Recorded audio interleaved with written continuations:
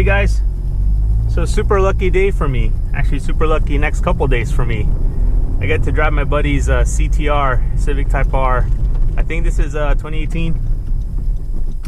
And I figured I'd give you some of my thoughts about the car from a daily driver standpoint, because you know that I don't feel like that's really been covered, and these criteria is what really made me not want to buy one. And God, I love the car. I love the car so much. It's got everything I basically want in an all-around kind of all in everything, does everything kind of car, except for a few key criterias, and I'll go through that right now. And I do a lot of miles a week because when I commute into LA, it's it's a decent drive into LA. So let me just talk about some random stuff about why you should be considering this car as a daily driver.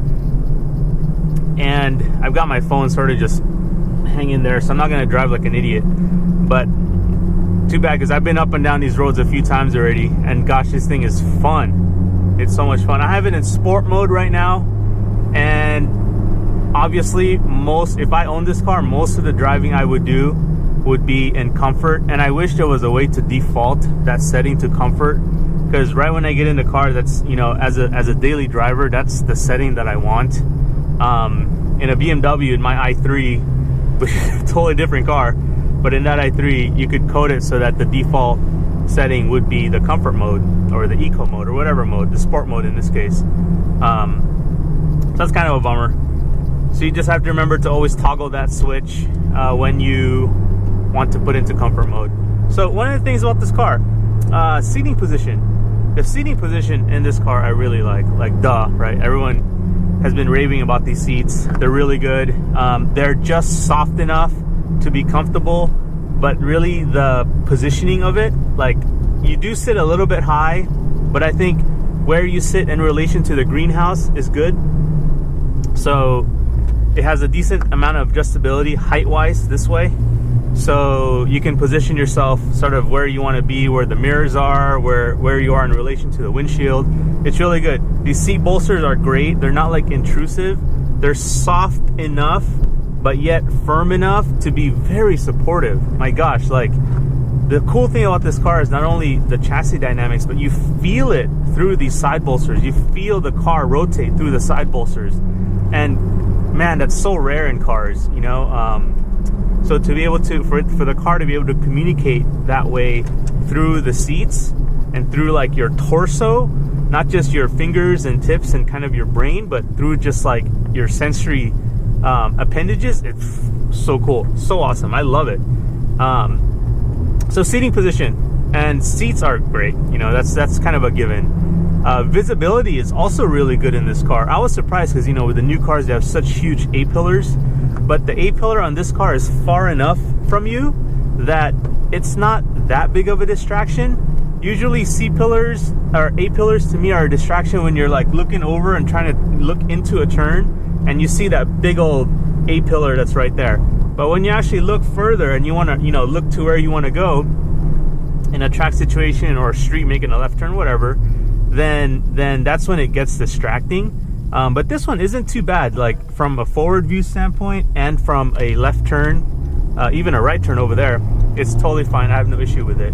The rear mirror is pretty big, but the side view mirror is pretty big, but it doesn't really bother me. I actually prefer it big for a daily driver. So when you're, weaving in and out of lanes, in traffic, it can be useful and not be really small. My old E36 M3. Those things were tiny, and they were you did have to compromise that daily drivability of it in order to have those tiny side view mirrors. So visibility is great. I really like it. Actually, what's really cool is when you look back at the mirror, most hatchbacks until maybe the Prius and the CRX was what first one I remember to have this, is on the whole entire hatch there's that bottom section that's clear, that's glass, that you can see right through. So in most cases that ends up making your visibility in the back bigger than say a normal sedan with a trunk. So if you are concerned about visibility rearwards, that is actually a pretty cool feature. I'm looking at it right here, and you can see right through. Like, you don't see the wing, you just see a little bar across, and you see the third brake light, and you see the rear windshield wiper, but the visibility is really, really good. I was surprised at that. Next reason is, one of the things, and this is kind of a bummer because this was the sole reason why I did not buy this car.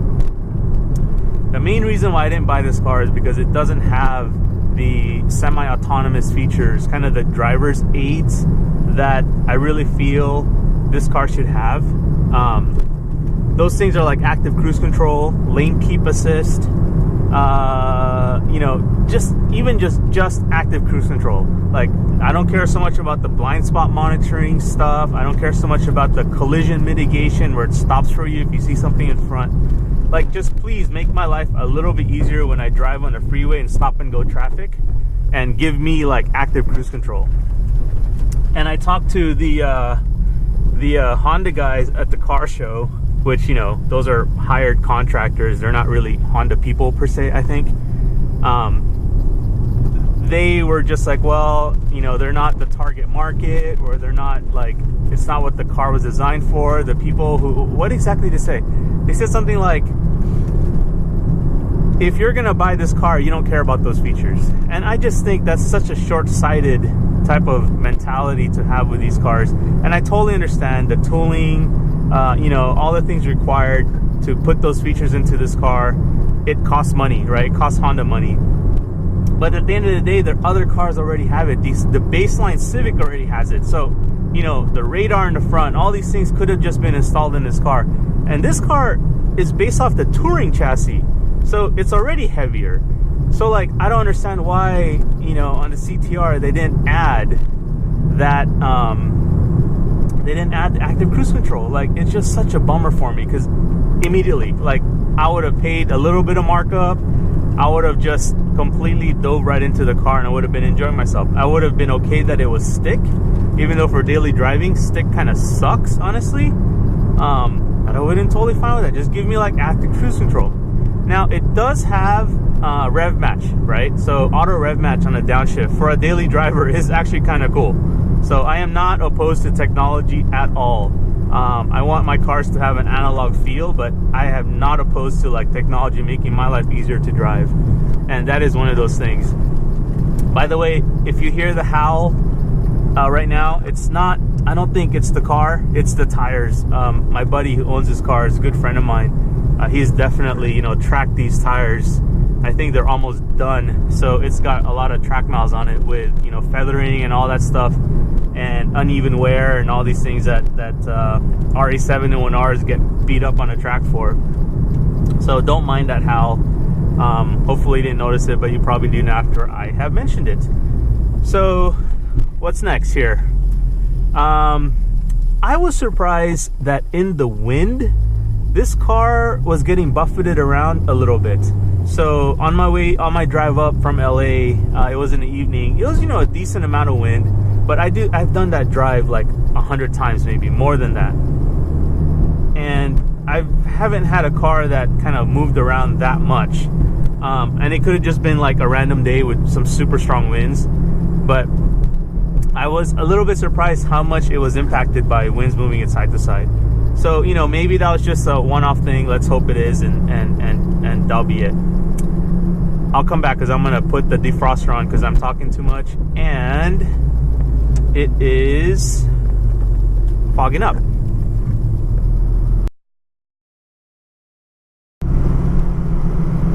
Okay, I'm back.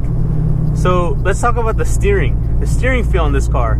The turn-in is incredible. I can't remember a car that had this good of a turn-in just out of the box stock, and especially for a front wheel drive. I mean, it's got great turn-in for an any car drive, any wheel drive, but for a front wheel drive, it's actually really good. And so the turn-in on this is amazing. Like, what my friend was telling me was it needs a little bit more camber to make use of the contact patch a little bit better at the track. But just on the street, like the off-center turn-in is fabulous. It's so good.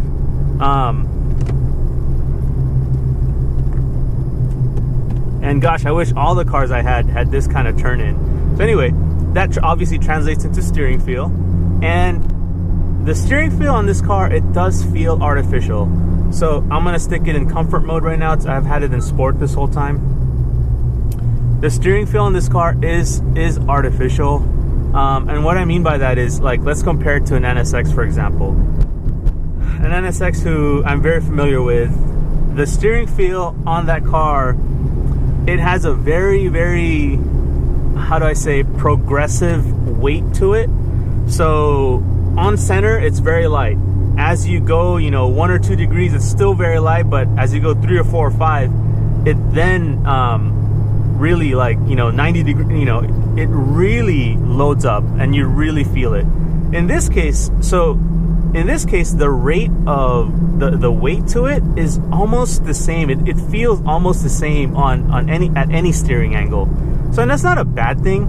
It's kind of more of maybe a preference thing for me, because I do like to feel that, hey, as I'm getting tighter to that turn, as I'm loading up those front tires even more, as they're starting to like hate life, you know, I like to feel that they're on that limit. And obviously in the NSX, it's non-power steering, so if you get caught and that thing whiplashes at you, then it kind of sucks. But in terms of this car, I think the steering calibration could have been better. I think it was Chris Harris who mentioned that the comfort setting for the steering wheel, the comfort setting is kind of the sweet spot. I think that has, for a power steering car, for an EPS car, the calibration for comfort is what I would want in the sport and race mode. But I haven't tracked this car. Like I tracked another CTR, but not like in any, like, you know, meaningful number of miles. So I don't want to comment too much on that. But I do wish that the steering was, well, maybe I'm just used to the NSX, and the steering feels actually really good. So I'm going to table that subject, and, you know, I've explained to you how the steering wheel feels.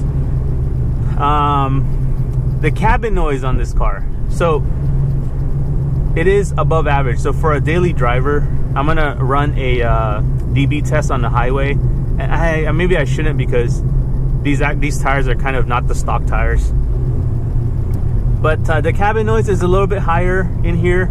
The exhaust is slightly boomier than I want, and you know, these are really nitpicky stuff, guys, and you don't, I didn't start to notice this stuff until I got older, to be honest. So, like, I know if you don't do a lot of freeway miles, then you could care less, and that's why I'm making this video, for guys who want to consider this as a daily driver. It's not as quiet as a Lexus in here.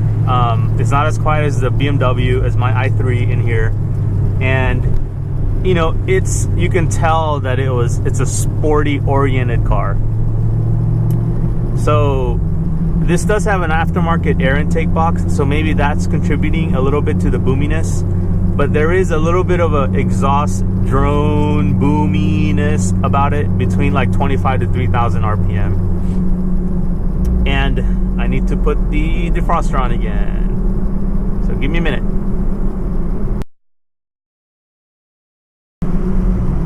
Okay, so we talked about the exhaust. It could be the intake being a little bit boomy.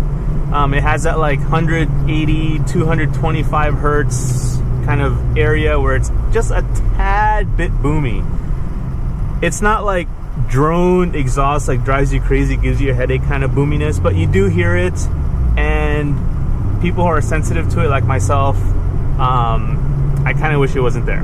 So anyway, that's asking a lot, that I know, but hey, that's these are the reasons, these are the factors I would consider if I want to daily drive this car. One more thing, this doesn't have the auto rain sensing wiper feature. I mean, I know I sound like an idiot, but it's kind of cool to have. You know, you just stick it in that setting, it senses the rain and the how strong the rain's coming down, and then adjusts your wiper speed to it. I kind of wish it had that, honestly. Like, for a new car, all my old cars have it, but you know, and this new car doesn't have it, so it's kind of strange. The headlights on this car, the headlights are fantastic. The headlights are really good. I was sort of on the fence about LED headlights because they do have a shorter spectrum of light that comes out of it. But I've driven this in the nighttime. I've been a passenger in different conditions. I've driven it myself at night, and they're great. I wish I had them on every car. I'm not sure if they're as good as the super bright like HIDs from the ones that you can retrofit into cars, but for an OEM, I think this is probably one of the best OEM headlights I've been in. What else? Oh, the biggest thing about this car, let's talk about, is the suspension calibration. So let's talk about it in comfort mode, because I can't speak to how it is in sport mode or race mode, except for the little bit that I've been doing here in the canyons. And from that standpoint, the tuning is extremely good. So I can even tell where there are certain areas in my NSX where I need to adjust the rebound and compression a bit because of how this car takes certain bumps. So I'm almost using it like a baseline. It's actually pretty cool. But the calibration in comfort mode, for the most part, it's pretty good. But it is not like, you know, Lexus absorb bumps, very plush type of thing. It is a comfortable sports car ride. That's probably the best way I can put it. The damping is good, so meaning like if you're in a turn and you hit major bumps, it will keep you in control, and you feel 100% in control in those situations, at least from the examples that I've been on, and the little bit of road that I've been on. So the tuning is really good, but I wish, because these are adjustable, I wish they would have made it a little bit plushier, a little bit more like lopey, just a tad bit more, maybe like 20% more, and then it would have been a sweet spot for me. And you know, in comfort mode, you can give up a little bit of the responsiveness. You can give up some of like the quick agile feeling of it all, because you're in comfort mode. You're kind of in, you know, you're in a different mindset. So I just feel like they could have maybe taken it a little bit further, because they are adjustable. So I hope, if they're anything as good as like JRZs, for example, then you have quite a big range of damping adjustments. So, oh, I should also say one of the few modifications on this car is it does have aftermarket sway bars. So that does contribute, especially on the side to side, the frequency that it wants to swing side to side. It does contribute in that stiffness. So perhaps that could have been it. I haven't really spent enough time in a stock car, stock CTR, to know, but very acceptable. Will I trade my LX470 in the Series 100 with its awesome, like, you know, 2003 suspension? If you're talking pure comfort, no way. Like, it is not at that level at all. Like, that thing is limousine plush. It is very, very good.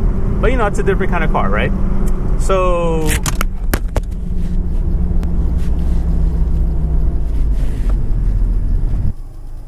that was hilarious because the camera just fell down. And it's getting kind of dark, so I'm going to wrap this up. So the last thing, I talked about the suspension, okay? So I probably talked enough about that. I also wanted to mention, as far as the little bit of kind of modern features that this has, is it does have auto sensing headlights. So you can just stick it in the auto position and it will come on when it's, you know, starting to get dusk. So that's, you know, that's good, that's helpful. The HVAC in this car is actually pretty intelligent too. So normally in an old car, when you stick it in, if it's cold outside and you want to turn on the heater, then that heater is going to be blowing cold air for a while until the engine itself actually warms up. See, it's a little bit kind of bouncy right there. But in this car, it doesn't put the heater on high blast, the heater fan, the heater blower on full blast until the engine is warm. So you're not getting that, you know, cold blast of cold air when it's already freezing cold outside, and you want that cold air to come out. So, you know, that's intelligent. I noticed that today, and that's actually really cool. The last thing I want to chat about is the the kind of the throttle response and the power delivery, this is just a minor complaint. And it's inherent in all turbo cars. And it isn't really a complaint, it's just kind of an observation. So when you're driving this in just putzing around town, you're short shifting, you're, you know, shifting around like 3,000 RPM, you just kind of, you know, get to your destination without too much drama. Then the throttle response, obviously, you know, around 2,000, 2,500 RPM, if you want to jab that throttle, you do feel that momentary bit of lag, which is, you know, you're sort of bogging the engine a little bit. So the right thing to do would be to downshift if you want to aggressively speed up. But it does have that. And a lot of like high torque NA V8s and everything won't, you know, those don't even exist in that situation. So anyway, minor complaint. I'm totally fine with that, because guess what? This car gets like 24 miles to the gallon on the highway, which is what like a lot of normal cars just from 10 years ago, not even performance oriented cars with this much power, that's kind of a normal car, you know, efficiency.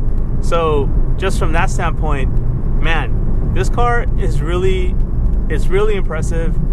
I'm so bummed it doesn't have like just that one feature. You know, my list used to be really big. I said, okay, a car needs to have this, a car needs to have that, a car needs to have this to be my next daily driver.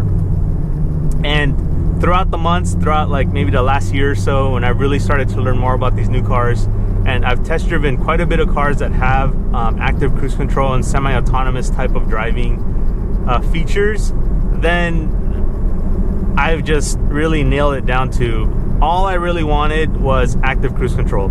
It doesn't have to steer for me, but it, you know, needs to manage that kind of stop and go monotony.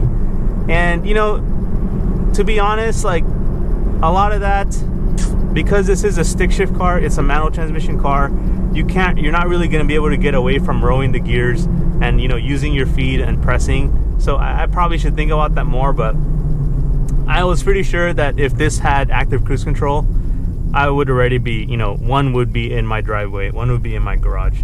So anyway, hope that sort of little review helps. This review is really more catered about if you wanted to consider this car as a daily driver. Okay, so hope that helps. Later, guys.